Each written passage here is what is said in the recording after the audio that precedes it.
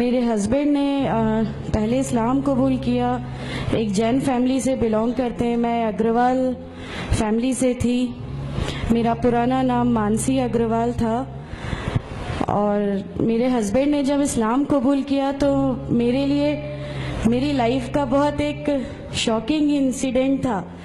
मैंने first time किसी को पहली बार देखे, मैंने किसी को नमाज पढ़ते हुए देखा।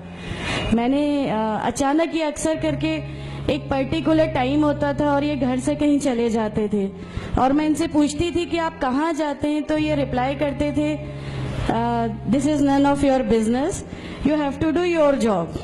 तो मैं भी खामोश हो जाती थी। बाकी मेरे फादर इन लॉ से अक्सर इनकी डिबेट और सब कुछ हुआ करता था, बट मुझे नहीं समझ में आता था कि ये डिबेट क्या है, ये लोग किस बात पे इतना ज़्यादा, मतलब इनका डिबेट इतना एग्रेसिव मूवमेंट्स पे कैसे आ जाता है। तो बाकी फिर एक धीरे धीरे जब मुझे ये इस्लाम के पहले तो ये लोग नहीं बताए, बट फर्स्ट टाइम जब मैंने इनका फजर की नमाज थी और अचानक मेरी नींद खुली और मैंने इनको नमाज पढ़ते हुए देखा। मैंने इनसे पूछा कि आप क्या नमाज पढ़ रहे हैं, क्योंकि सिर्फ टेलीविजन पे देखा था कि हाँ ऐसे जो करते हैं वो नमाज के एक्शंस हैं। मैंने इनसे पूछा कि आप नमाज पढ़ रहे हैं, इन्होंने कहा कि हाँ मैं नमाज पढ़ रहा हूँ। मैंने बिल्कुल देर नहीं की मेरे फादर इन लॉ को बताने में। मैं रूम से बाहर निकल के और मैंने सबसे पहले उनको बताया कि पापा जी आज ही इनको मैंने नमाज पढ़ते हुए देखा। तो उन्होंने मुझसे कहा कि ठीक है खामोश रहो, अभी किसी से कहना नहीं, हम देखेंगे क्या कर सकते हैं। अब वो जो मेरी लाइफ का मोमेंट था, वहां से मेरे को ऐसा लगा कि ये क्या हुआ, मतलब ये क्या कर रहे हैं, ऐसा क्यों कर रहे हैं, ये कहीं ये किसी ऐसे व्यक्ति से तो नहीं मिल गए जो इनको टेररिज्म की तरफ ले जा रहा है और ये ऐसी चीज़ों में तो नहीं इन्वॉल्व हो जाएंगे। एक बहुत बड़ा डर जो मेरे अंदर था वो, और on that time I was pregnant, तो मेरे को एक बहुत खलबली सी लगी रहती थी कि ये क्या चल रहा है, ये क्या चल रहा है। फिर धीरे धीरे करके जब मैं इनकी बुक्स वगैरह जो अलमीरा में रखी रहती थी वो मैं पढ़ने लगी और ढूंढने लगी। ये छुपा के रखा करते थे और मुझे जब भी कोई बुक मिलती थी तो फिर मैं उसको पढ़ने लगी। तो मुझे उसमें ऐसा कुछ लगता जरूर था कि पता नहीं कुछ है, कोई डिफरेंट चीज है, क्योंकि मैंने देखा कि इनके अखलाक, इनकी सब चीजें बिल्कुल चेंज हो गई। जो ये पहले थे उससे ये बिल्कुल अलग हो गए। तो मुझे ऐसा पर्सनली लगता था कि इस प्लेटफॉर्म ने इनको ऐसा क्या दिया जो मेरे हस्बैंड को बिल्कुल चेंज करके रख दिया।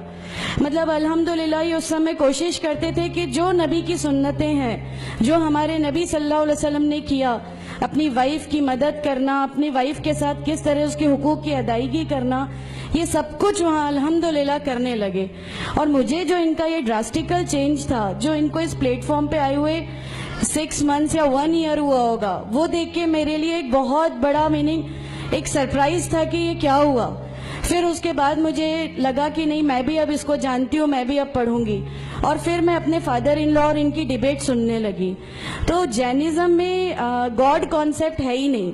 हर वो व्यक्ति जो बहुत ज्यादा इल्म हासिल कर लेता है, बहुत ज्यादा नॉलेज हासिल कर लेता है, तो वो एक लिमिट पर आकर नौजुबिल्लाह गॉड का वो मुकाम हासिल कर लेता है और लोग उसी की फिर पूजा करने लगते हैं, उसी की वर्शिप करने लगते हैं। तो मेरे दिमाग में, मैं अग्रवाल फैमिली से थी, तो मेरे दिमाग में था कि नहीं, हमारे जो भगवान है वो 3-4 हाथ वाले हैं, इनका क्या एक ही गॉड है जिसको जाके आपको पूजना है। तो नहीं, मैं इनसे तो कुछ नहीं मांगूंगी, 3-4 हाथ वाले भगवान ही होते हैं, ये नहीं कुछ वो ऐसा रखते। तो वहां से एक थोड़ा सा डिस्ट्रैक्शन मेरे को गॉड कॉन्सेप्ट का आया। और ईश्वर है जो इस दुनिया को चला रहा है, ये हमेशा मेरे एक जहन में रहता था।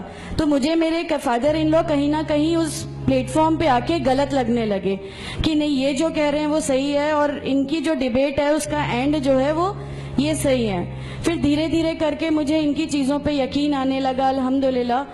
फिर हमारे एक फैमिली फ्रेंड है, उनके यहाँ ये मुझे ले गए। वहाँ पर किसी ने मुझसे कहा कि मैं बहुत बुजुर्ग हो चुका हूँ, कलीम सिद्दीकी साहब है, मुझे उनका नाम ध्यान नहीं है अच्छे से, बट उन्होंने मुझसे कहा बेटा मैं बहुत बुजुर्ग हो चुका हूँ, मैं चाहता हूँ तुम कलमा पढ़ लो, मेरी जिंदगी रहे ना रहे, मैं आपसे मिलूं ना मिलूं, तो आप कलमा पढ़ लो। तो अल्हम्दुलिल्लाह मैंने कलमा पढ़ लिया।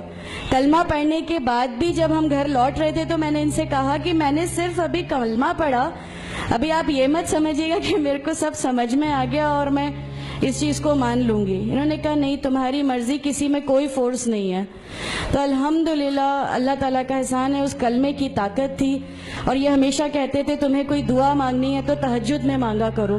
तहज्जुद का जो टाइम होता है वो बहुत कीमती होता है और उसमें अल्लाह ताला सबकी दुआएं कबूल करता है। इन्होंने मुझे एक दुआ सिखाई थी कि तुम एक दुआ मांगो कि या मेरे रब, अगर मेरा हस्बैंड गलत रास्ते पर है तो उसको सही रास्ते पे ले आ, और अगर मैं गलत रास्ते पे हूं तो मुझे सही रास्ता दिखा दे।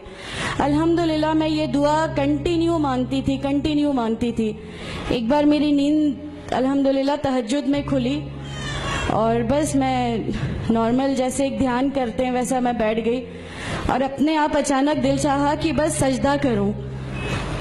मेरी जिंदगी का वो पहला सजदा था और उस बहुत लंबा सजदा था और उस सजदे में मैंने मेरे रब से क्या क्या मांग लिया मुझे भी नहीं याद है।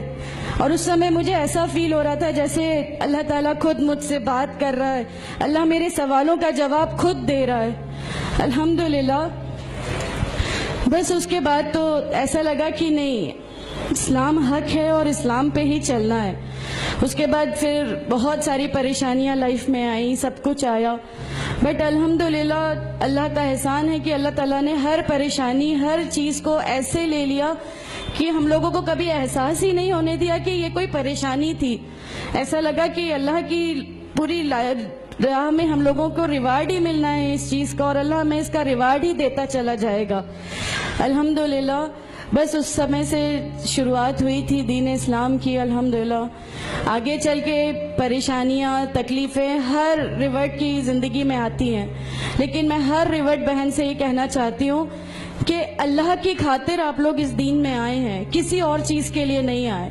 तो अल्लाह ही की खातिर इन परेशानियों को भी झेलिए, अल्लाह ही की खातिर झेलिए। अल्लाह ताला अगर आप लोगों से, माशाअल्लाह मैं जब घर से निकली, जब हमारे फादर इन लॉ ने हमें घर से निकाला, मेरे बच्चे की, छोटा बच्चा था, छोटे वाले की सिर्फ एक दूध की बोतल थी, इसके अलावा कुछ भी नहीं था। मैं जॉब करती थी, मैंने अपने छोटे बेटे को माँ के यहाँ छोड़ के जाया करती थी। मेरे मम्मी पापा बहुत ज़्यादा मतलब हम लोगों से डिटैच नहीं हुए थे, एक मोहब्बत थी उनको हमसे, तो उस मोहब्बत के कारण मतलब उन लोगों ने कभी हमारा उस लेवल तक अपोज नहीं किया जो इन लॉज की तरफ से आया।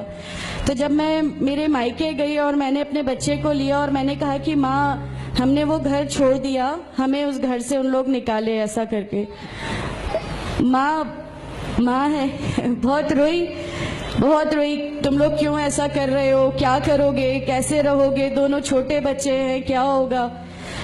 मैंने कहा कि माँ आप सिर्फ एक माँ हो ना, वो मुझे 70 माँओं के बराबर मोहब्बत करता है, तो जो रब मुझे मेरी 70 माँओं के बराबर मोहब्बत करता है वो कैसे इस दुनिया में मुझे रुस्वा कर सकता है। सिर्फ एक छोटा सा ये विश्वास था। अल्हम्दुलिल्लाह उस विश्वास को रखते हुए सारी चीजें, सब परेशानियां ऐसे अल्लाह ताला ने ले ली कि उसका मेरे पास कोई मतलब कहने के लिए भी शब्द नहीं है। अल्हम्दुलिल्लाह। और मैं आप लोगों से सबसे गुजारिश करती हूँ, और अगर अल्लाह ने मुझे आप लोगों की एक ऐसी बहन बना दिया जो आपकी परेशानियां, आपकी हर उसमें, हमारा घर, हमारी सब कुछ अल्हम्दुलिल्लाह आपके लिए है, क्योंकि हम लोग ठान के बैठे हैं हमारा जीना मरना, हमारी नमाजें, हमारा सब कुछ सिर्फ अल्लाह के लिए है और यहीं से यही लेके हमको जाना है, कोई जवाब हमें नहीं मिलेगी। अस्सलामु अलैकुम व रहमतुल्लाहि व बरकातहू।